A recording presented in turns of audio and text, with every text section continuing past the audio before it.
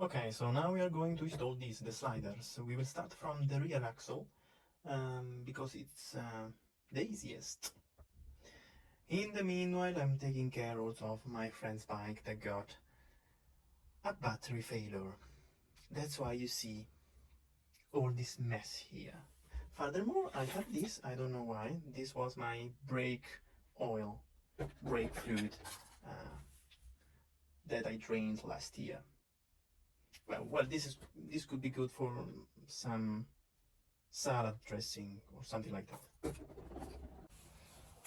Okay, so I took the threaded bar, put the nut into it a little bit.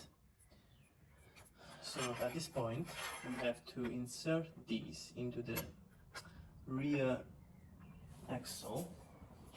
Now, after figuring out which of the 2000s mushrooms or sliders, you name it, I had to take. Okay, at this point I should mark the required length of the threaded bar, cut it and put it back in place. Given that I need two hands, I won't film this.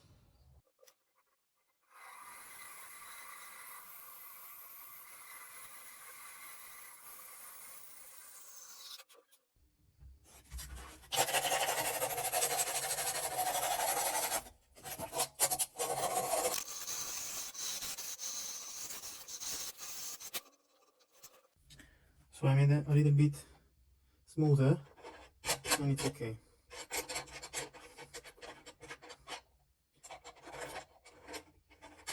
Okay, let's put it in place.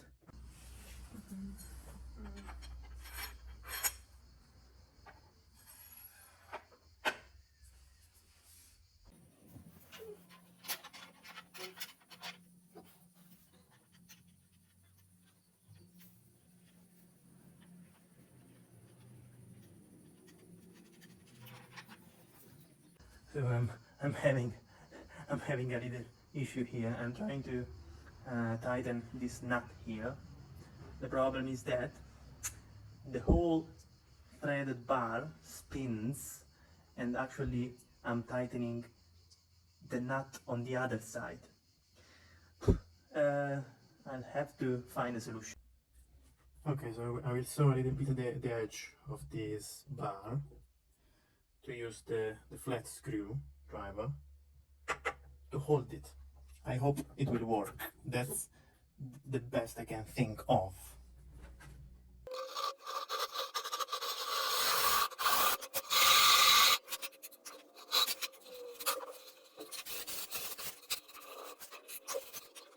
Okay, let's try again. Now I'm holding the other side. I hope this time should work. The nut is here. Come on. Are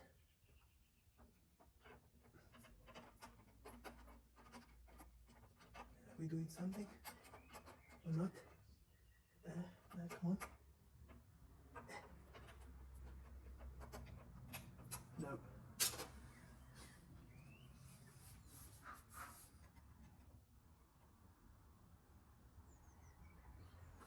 Maybe I should do the other way.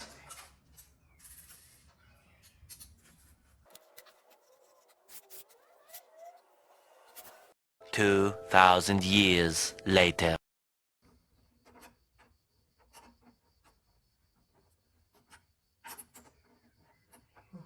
Okay.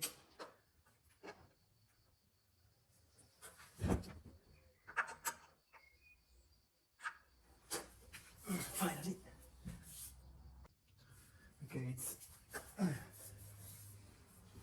10 Newton meters. Again, a bit boring.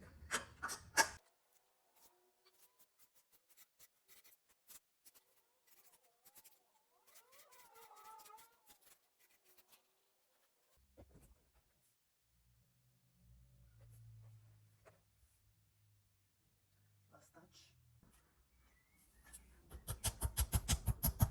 There you go.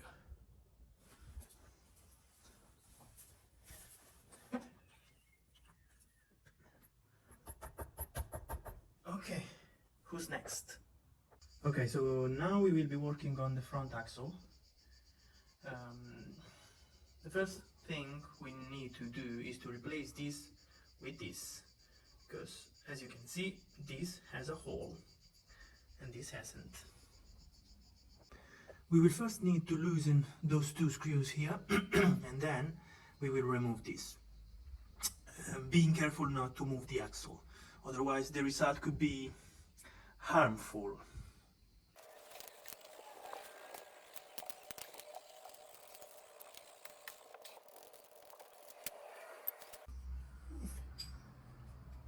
It's definitely better to use paddock stands, but the one that I have doesn't allow me to put this, so I will try without.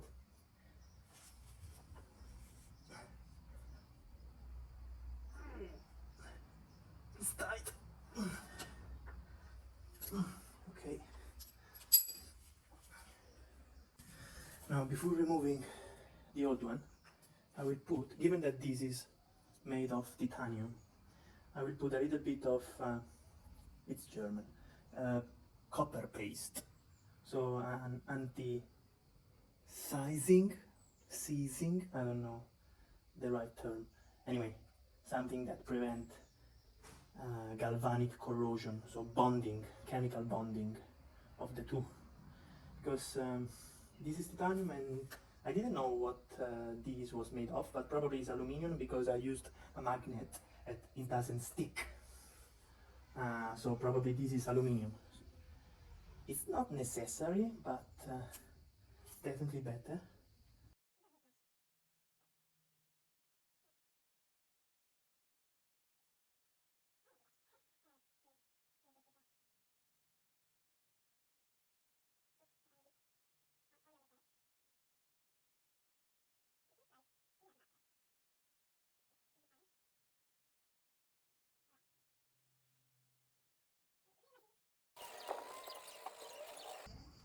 Okay, so let me check. Now this should go to 59 Newton meters.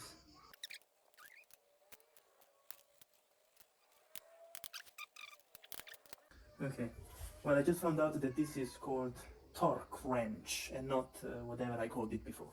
So those two are 22 Newton meters.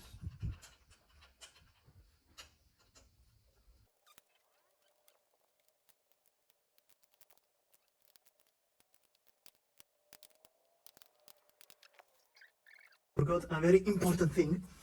It's good practice to mark the position of the bolt. So in this case, I used a permanent marker directly on the bolt, and I aligned it with this tiny, I don't know how to call it, cut on the fork. So check it from time to time. Okay, same procedure as for the rear axle.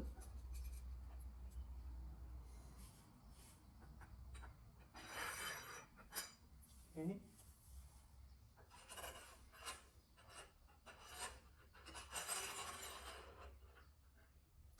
Now we need to mark and cut the bar.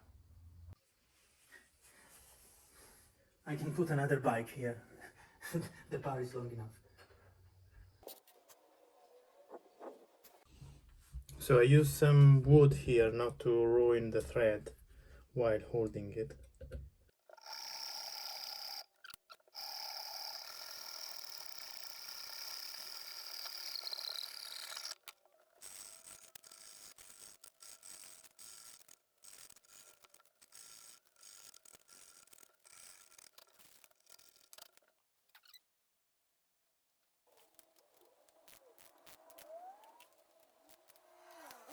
So I'm having again the same problem.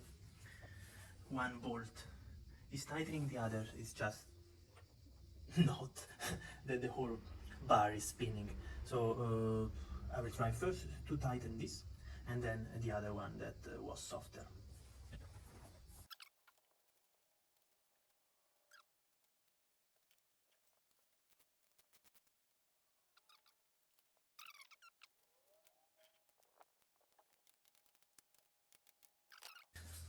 Don't touch the cup.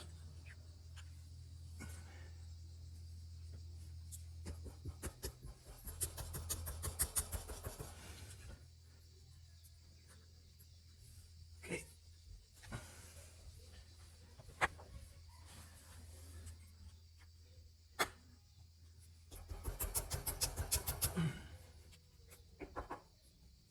Okay. So now we have front